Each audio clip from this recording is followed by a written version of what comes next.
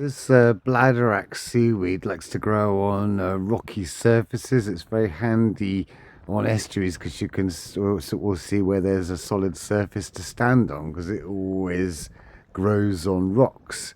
You see here, it's like a bit of it just growing on a rock. It has to anchor itself on something. The only time you see it not attached to a rock is when the waves have detached some of it. So it's quite handy for finding your way around on estuary mud flats. You can eat it. It's sort of very salty. It's very high in iodine, and it is not so good to eat it often because it's like iodine and heavy metals and things. It's okay now and again, but it's quite nice to add into cooking as seasoning. And here you can see, I can tell by walking that where the rocks are. And if you look at it kind of closely, you can see it's got little kind of vesicle like bubble bits on it. And these bits are particularly good to kind of squish and apply for inflammation and various skin conditions. They're sort of all sort of like filled with this kind of juice, which is kind of healing properties. And these little same vesicles are quite nice, sort of fried or cooked or something like that.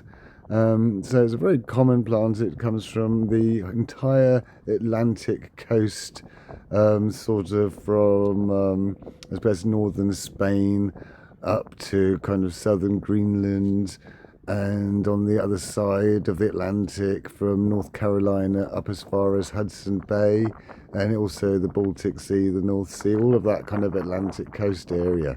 And you see there, if I step off it, I go into kind of mud a bit. So I'm very careful to make sure I step on there where it's growing from, and then I can guarantee I'm stepping on a rock. Although some of them are a little bit wobbly, it means I don't have to wade through mud, and then I get to kind of the safe point here.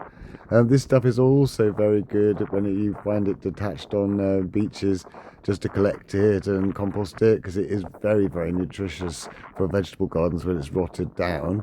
And yeah, they don't taste too bad really, but probably nicer made into something. But yeah, don't eat it too often because they do contain quite a lot of heavy metals and iodine.